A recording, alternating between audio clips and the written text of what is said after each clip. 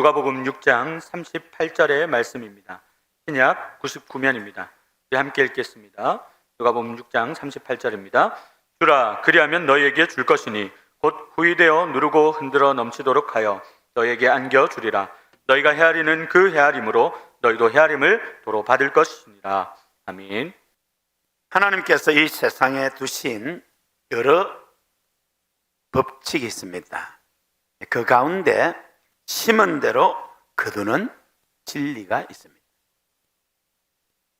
여러 가지 자연 법칙이 다 중요합니다만은 우리가 인생을 살아갈 때에 심은 대로 거두는 이 진리는 얼마나 우리를 바르게 하고 복되게 하는 줄 모릅니다. 오늘 본문은 두 가지를 하지 말고 두 가지를 하라고 말씀하고 있습니다. 비판하지 말고 정죄하지 말라는 겁니다. 내가 남을 비판하고 정죄하면 어느 날 내가 다른 사람으로부터 비판, 정죄를 받습니다. 그러므로 비판, 정죄하지 말고 용서하고 주라는 것입니다.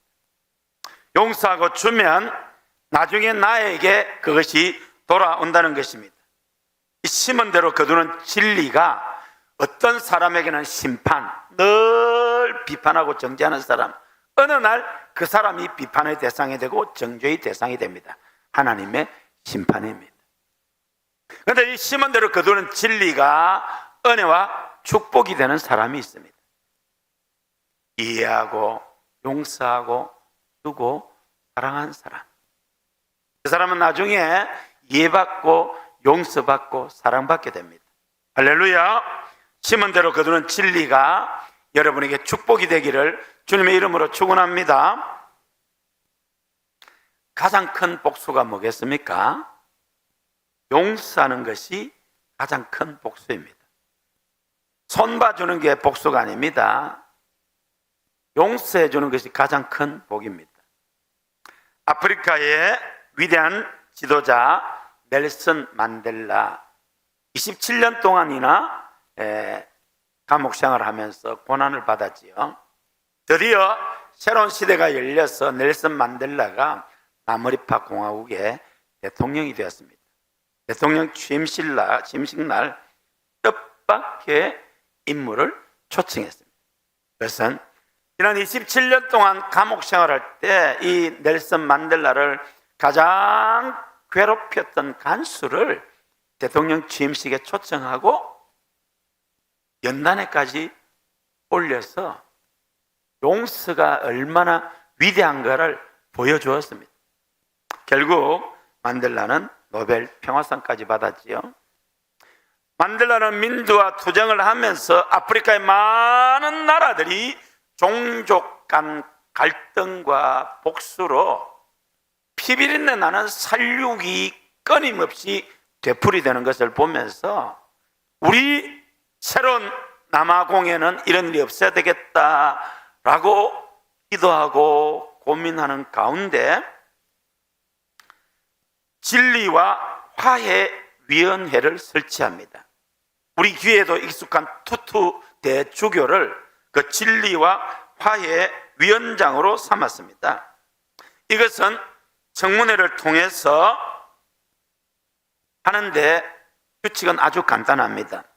백인 경찰이나 군인이 자발적으로 고소자들 앞에 서서 자기의 지난 범행을 털어놓고 자기가 잘못했다고 인정하면 그 일로 인해서 재판을 받거나 범죄 이 처벌을 받지 않는 것입니다. 강경론자들은 그럴 수 없다. 그들 때문에 우리가 얼마나 많은 박해를 받았고 죽임을 당하기도 했는데, 아니 내가 잘못했다 인정만 하고 자백하면 그걸 없었던 걸로 한다. 죄의 대가를 치러야지. 이것이 대부분의 사람의 생각인데 만델라는 그렇게 하면은 이 피의 복수의 고리를 끊을 수 없다는 것입니다.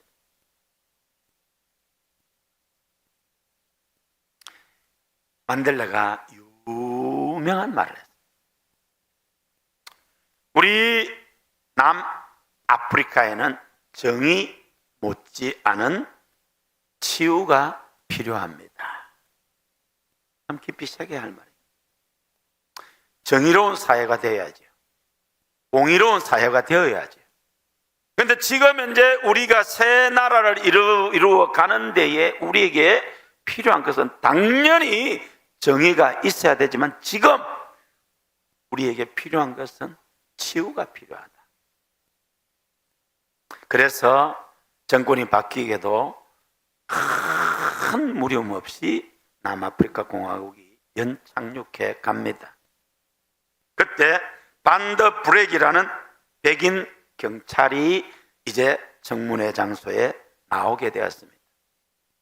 이 사람은 동료와 함께 8살 흑인 아이를 죽이고 증거를 없애기 위해서 우리가 바베큐 하듯이 그렇게 잔인하게 살인 만행을 저질렀습니다.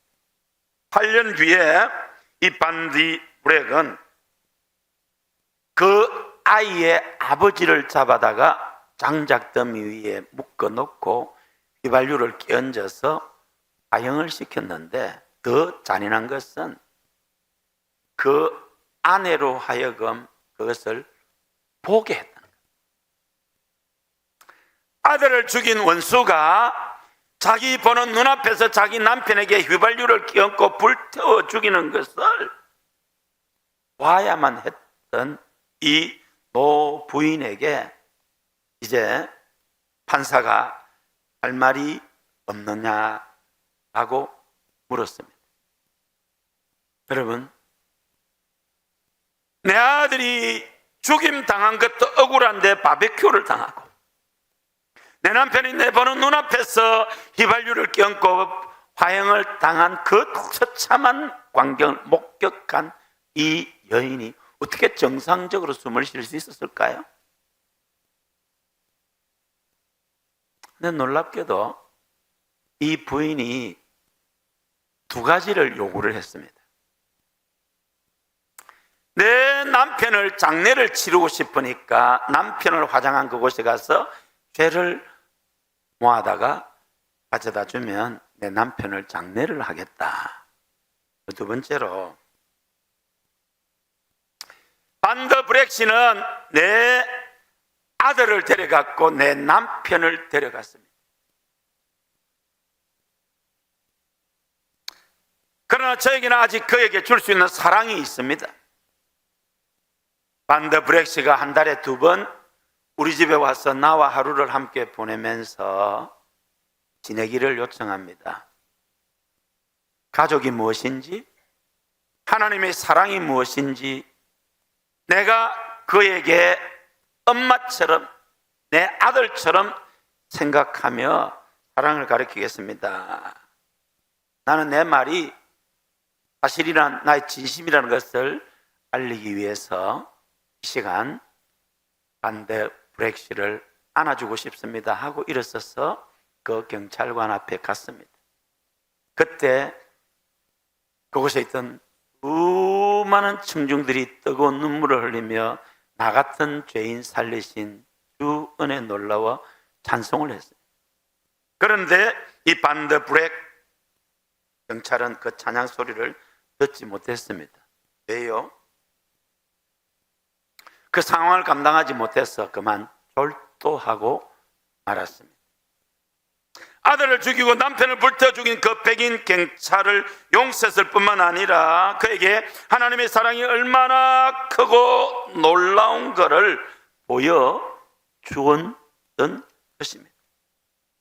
넬슨 만델라가 진리와 화해의 위원회를 통해서 백인들이 저지른 그 참혹한 죄악들을 인정하고 공개적으로 자백하기만 하면 용서했을 때 과거의 인권 유린을 사면받게 됐다.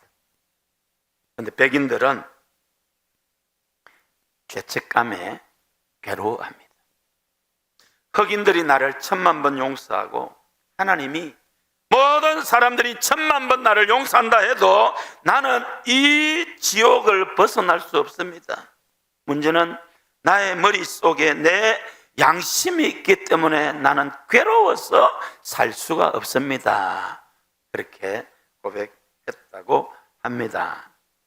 사랑하는 성도 여러분, 원수 갚는 것을 하나님께 맡기시기를 바랍니다. 가장 위대한 복수는 용서하는 것입니다. 저는 우리나라도 진리와 화해위원회 같은 것을 만들어서 자기 잘못을 인정하고 고백하면 용서하고 없었던 걸로 하는 그런 특별위원회가 있었으면 좋겠다라고 생각합니다. 모든 분야에 다 그런 거 아니고 북한 관련해서. 여러분, 우리나라에 김일성 장학생이 있다는 건 여러분 아십니까? 1970년대에 월남이 공산화되었을 때에 김일성이가 왜 월남은 공산화시키는데 대한민국은 공산화 못 시키느냐? 연구를 해보니까 교회 때문에 안 되더라고요. 교회 때문에 대한민국을 공산화시킬 수 없다는 것을 알고는 지령을 내립니다. 공부 잘하는 대학생들에게 데모에 가지 말고 열심히 공부해서 사법고시를 패스해서 판사, 검사, 변호사가 되고 국회의원도 되고 행정부에도 들어가고 교육계, 노동계, 언론계 각계 각층에 들어가서 주체 사상을 따르도록 해라. 여러분, 말이 안 되는 소리 같지만은 옛날 이석기 국회의원이 김일성 장학생으로 이 나라 전복시키려는 것을 황교안 전 법무부 장관, 국무총리, 대통령 권한대행 하셨던 분이 그 당을 해산시켰죠. 놀랍게도 신학교에도 침투해서 대한민국의 많은 목사님들이, 신부님들이, 선임들이, 종교인들이 김일성 장학금 받은 것 때문에 북한에 대해서는, 김정은에 대해서는 말 한마디 못하면서 이 위대한 대한민국에 대해서는 나라를 망치려고 하고 있습니다. 젊은 시절 학생 운동권에 있으면서 자기도 모르게 북한을 방문해서 김일성, 김정일, 김정은에게 충성서약하고 우리 교회 젊은 집사, 여자 집사 가운데도 대학생 때 가서 충성서약하고 온 젊은 집사가 있습니다. 제가 이름은 밝히지 않겠습니다. 그냥 대학생 때 어쩌다 거기 끌려가서 충성서약하고 왔다. 우리나라의 언론인, 정치인, 경제인, 목사님들이 북한을 돕기 위해서 방문을 합니다. 그때 북한은 최고의 전략을 가지고 그 사람들을 북한 편 만들려고 작업을 하는데 그 중에 하나가 미인계랍니다. 모든 사람에게 그렇게 하는 것은 아니랍니다. 그런데 이 미인계에 걸려든 정치인, 언론인, 법조인, 이 각계각층의 사람, 그 중에 종교인들도 있습니다. 밤중에 호텔방으로 절세 미인이 찾아온다. 당연히 안 넣어주지. 그러면 제가 오늘 밤에 여기 못 들어가면 저는 죽습니다 할 때 나도 모르게 아무 일 없지만은 그게 다 촬영이 되었어. 협박 도구가 됩니다. 그 중에는 거기에 넘어가서 이게 가임기 여성이 딱 한 번 관계하고 아이를 낳아서 평양 외곽에는 아버지가 없는 그런 아이들이 사는 아파트가 있다고 한답니다. 그리고 사진을 보내주고 만나자 하고 돈을 보내주고, 그러니까 이게 벗어날 수 없다는 거죠. 이런 사람들과 이와 유사한 사람들이 지금 우리나라의 국회에, 법조계에, 언론계에, 노동계에, 문화 예술계에, 각계 각층의 교회에, 성당에, 절에, 우리나라 전역에 들어가 있어요. 저는 이거 누구한테 들은 이야기도 아니고 책에서 본 것도 아닙니다. 우리나라에도 이런 걸 만들어서 제가 젊은 시절에 그렇게 했습니다 하고 인정을 하고, 그럼 우리가 용서하고, 물론 자리에서는 물러나야지요. 그러면 우리나라가 새로워지지 않을까 그런 생각을 합니다. 여러분, 제가 지금 우리나라 상황을 보고 얼마나 할 말이 많겠습니까? 제가 안 하잖아요. 왜요? 우리 교회 안에도 왼쪽 좋아하는 사람이 있고 오른쪽 좋아하는 사람이 있고 중간에 있는 사람도 있습니다. 여러분, 여러분의 정치적인 신념을 따라서 국회도 가고 대법원으로도 가고 광화문으로도 가십시오. 그러나 그에 앞서서 하나님께로 나오시기를 바랍니다. 누가 우리 국민의 마음을 하나로 묶을 수 있겠습니까? 하나님이 이 나라의 민족을 지켜주셔야 할 줄로 믿습니다. 정상적인 생각을 가진 평범한 보통 사람들은 도저히 이해할 수 없는 일들이 벌어지는데 우리는 네 편이냐 내 편이 중요한 것이지 사실과 진실, 나라의 미래는 관심이 없는 것 같아요.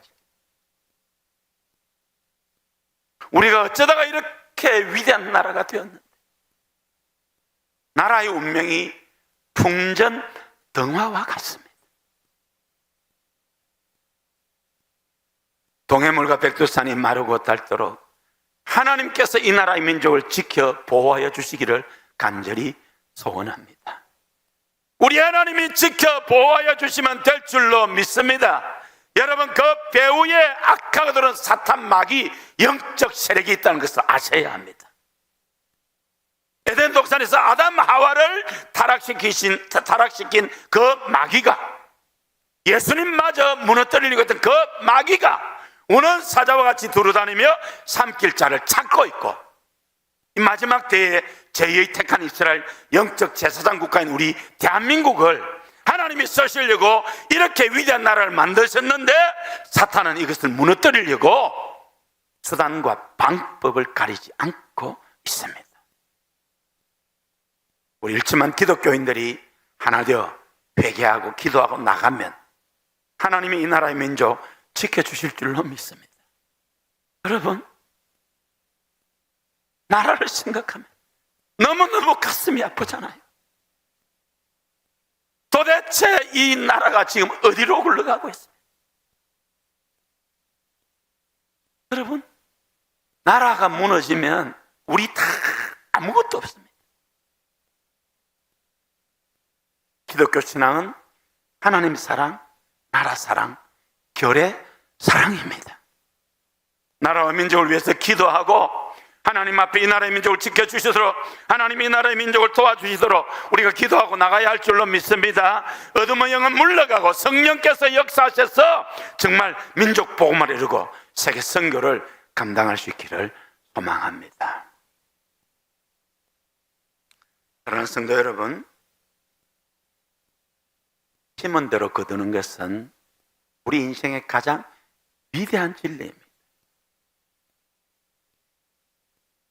콩 심은 데 콩 나고 팥 심은 데 팥 납니다. 많이 심으면 많이 거두고 귀한 것 심으면 귀한 것 거두는데 심지 않으면 국물도 없습니다. 비판, 정죄하지 마시고 주고 용서하시기를 바랍니다. 심은 대로 거두는 이 진리가 심판이 아니라 축복이, 간증이 되는 저와 여러분 다 되시기를 우리 주의 이름으로 축원합니다. 우리 38절 다시 한번 큰 소리 읽으시겠습니다. 주라, 그리하면 너희에게 줄 것이니 곧 후유되어 누르고 흔들어 넘치도록 하여 너에게 안겨 주리라. 너희가 헤아리는 그 헤아림으로 너희도 헤아림을 도로 받을 것이니라. 아멘. 성도 여러분, 내가 많아서 주는 것이 아닙니다. 자격 없는 나에게 하나님께서 너무 많은 것을 주셨으니 이제는 나도 줄 알아야 하는 것입니다. 받았으니 주어야 합니다. 그래서 예수님, 내가 너희를 사랑같이 너희도 서로 사랑하라고 말씀하셨습니다. 우리가 받은 것을 할 때 줄 때도 억지로 마지못해서가 아니라 주면서도 줄 수 있어서 고맙고 감사한 마음으로 주게 되는 것입니다. 하나님께 받은 은혜와 사랑, 그 사실은 갚을 길이 없습니다. 억만분의 1이라도 갚는 마음으로 줄 때에 그 주는 마음에 감사와 기쁨이 넘칠 것입니다. 이것이 그리스도인의 마음입니다. 우리가 줄 때 경계해야 될 것은, 나는 가졌으니까 당신은 없으니까 내가 준다, 그래서 주니까 고마워하는 것을 보니까 내가 기분이 좋다, 이것은 도덕적 향락주의라고 표현할 수 있습니다. 내가 가진 것을 확인하면서 없는 자에게 베푸는 것을 즐긴다, 우리 예수 믿는 사람은 그런 마음을 가져서 안 될 줄로 믿습니다. 하나님께서 나 같은 것에게 이런 은혜와 복을 주셨으니 그 은혜 감사해서 돌아보면서 나누는 것입니다. 감사할 수밖에 없고 겸손할 수밖에 없는 것입니다. 아멘 좀 하시고, 두 번째로, 내가 용서할 때 내가 용서받고 주면 또다시 내가 받습니다. 우리는 1만 달란트 탕감받은 자를 압니다. 여러분, 1만 달란트는 6천억 원 정도 되는 돈입니다. 갚을 수 없는 돈입니다. 그런데 주인이 용서해 줬습니다. 그런데 이 사람이 다른 사람에게 100데나리온은 여러분, 하루 품삯이 한 데나리온, 100일 1000만 원. 여러분, 6천억 원을 탕감받은 사람이 자기에게 1000만 원, 2000만 원 빚진 거 안 내준다고 그 사람을 야단치는 걸 보고는 주인이 다 갚을 때까지 감옥에 보냈다는 것입니다. 사랑하는 성도 여러분, 용서할 수 있기를 바랍니다. 우리의 죄와 허물과 부족하고 못난 것을 하나님 다 용서하셨습니다. 그 은혜 감사해서 용서할 수 있기를 바랍니다. 비판, 정죄하지 말고 용서하고 사랑할 수 있기를 바랍니다. 주는 것도 마찬가지입니다. 내가 하나님으로부터 받은 것이니까 주는 것입니다. 사랑받지 못한다고 말하지 마시고 사랑을 먼저 줘보시기를 바랍니다. 물질 주는 사람 물질로 보답받을 수 있습니다. 냉수 한 그릇도 상을 잃지 않겠다고 하셨습니다. 이웃에게 베풀고 하나님께로 받는 것, 적은 것으로 주고 많은 것으로 갚아주시는 것이 하나님의 은혜입니다. 할렐루야. 특별히 오늘 본문은 많이 받는다는 것을 그림처럼 아름다운 장면으로 묘사하고 있습니다. 제가 시골에서 자라서 이야기 자주 하지요. 보리타작을 하고 밀농사를 짓고 가을 추수하여 벼를 거두어 가마니에 담을 때 이렇게 다 가득 담습니다. 좀 더 담기 위해서 딱 양쪽 잡고 흔들면 쑥 들어가서 더 담을 수 있습니다. 거기에 더 담기 위해서 짝대기를 넣어서 빙 돌리면 또 들어갑니다. 꾹꾹 눌러서 거기에 또 얹어서 누르고 흔들어 넘치도록 갚아주시는 하나님이십니다. 할렐루야. 우리 하나님은 인색하지 않습니다. 너그러우신 하나님이십니다. 풍성하신 하나님이십니다. 힘껏 드리고 돈을 베풀고 많이 받을 수 있기를 주님의 이름으로 축원합니다. 심은 대로 거둔다는 진리가 심판이 아니라 축복이 되는 우리 고행교 되기를 바랍니다. 그러나 여러분 다 되시기를 우리 주님의 이름으로 축원합니다. 사랑하는 성도 여러분, 제가 서두에 말씀을 드렸습니다. 한 해가 저물어 갑니다. 오늘이 2024년 마지막 주일입니다. 그런데 제가 재정보고를 받아보니까 2억 원 정도가 부족해요. 그러면 11월, 12월 두 달치를 800여 곳 되는 목사님, 선교사님, 현지인 사역자, 신학생, 어려운 구제기관들 줄 수가 없어요. 내가 마음이 너무 무겁고 아픈 거예요. 왜요? 제가 어렸을 적에 배고픈 걸 알잖아요. 정말 먹을 것이 없어서 우리 앞집 동수형, 제가 국민학교 5학년 때 그 집에 가서 아침밥 얻어 먹고 중학교 시험 쳐야 되기 때문에 그 형 도시락을 제가 들고 갔어요. 점심시간이 되면은 저는 그 도시락을 창문을 통해서 그 형에게 줍니다. 그리고 저 혼자서 운동장에서 철봉도 하고 놀다가 한 20분쯤 지나서 가면 그 형이 도시락 반을 먹고 반을 남겨서 저한테 줍니다. 자존심 안 상했을까요? 왜 안 상하겠습니까? 부끄럽지 않았을까요? 왜 안 부끄럽겠습니까? 근데 한번 배고파 보세요. 하루도 아니고 한 달도 아니고 배가 고파 보세요. 저는 그때 배고픈 사람들의 서름, 부끄러움 압니다. 그 후에도 돈이 없어서 제 인생을 많이 힘들었잖아요. 배고픈 사람들의 그 아픔을 압니다.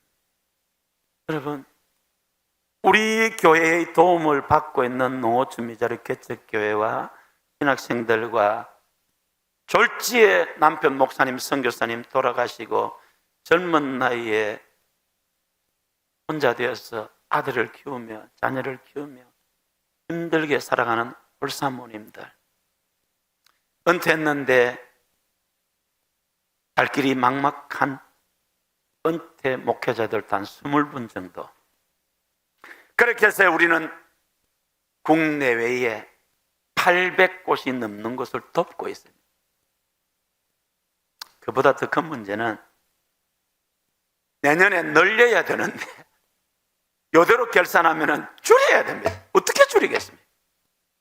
제가 2001년 8월에 우리 교회 부임했을 때 농어촌 20개 교회에 월 10만 원씩 200만 원 도왔습니다. 배로 늘려서 지금 약 300곳 됩니다. 100% 200%가 아니고 1000% 2000%가 됩니다. 선교사님들 23가정 46분 기관 550만 원 도왔는데 지금 500명 이상의 선교사님 후원 협력하고 있습니다. 정말 어떤 교회는 헌금을 해도 재미가 없다고 합니다. 건축 부채 갚는데 원금은 그대로 있고, 우리 교회는 부채 하나도 없습니다. 여러분이 드리는 헌금이 그대로 이렇게 흘려 보내고 있습니다. 하나님께서 우리 고인교를 통해 여러분을 통해 얼마나 크고 위대한 일을 하고 있는지 모릅니다. 할렐루야. 하나님께서 다 하신 것입니다.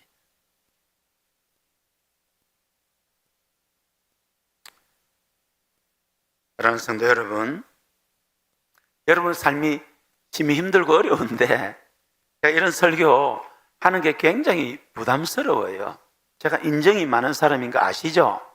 제가 그래 모진 사람이 아닙니다. 저도 이런 마음 설교하기가 무거운데, 근데 선교지에 농어촌 미자리 또 그분들을 볼 때 그냥 지나갈 수가 없어요. 여러분, 마음에 거룩한 부담을 안고 기도해 주시기를 바랍니다. 우리 하나님께서 역사하실 줄로 믿습니다. 우리 교회가 빚이 70억이 넘을 때도 제가 우리 장로님들에게 한 교회 한 선교사님이라도 늘려야 되지 않겠나 해서 늘렸습니다. 할렐루야. 그랬더니 하나님께서 이런 엄청난 교회도 주시고 교회도 성장 주시고 물질도 주신 줄로 믿습니다. 주라 그러면 너에게 줄 것이니 곧 후이되어 누르고 흔들어 넘치도록 하여 너에게 안겨주리라. 너희의 헤아리는 그 헤아림으로 너희도 헤아림을 도로받을 것이니라. 할렐루야. 우리 찬송하며 기도하겠습니다. 너희는 천지를 지으신 여호와께 복을 받는 자로다. 하늘은 여호와의 하늘이라도 땅은 사람에게 주셨도다. 천지의 주인이신 하나님께서 믿음으로 헌신하는 우리 성도님들의 삶에 하늘복 땅의 복으로 채워주실 줄로 믿습니다. 할렐루야.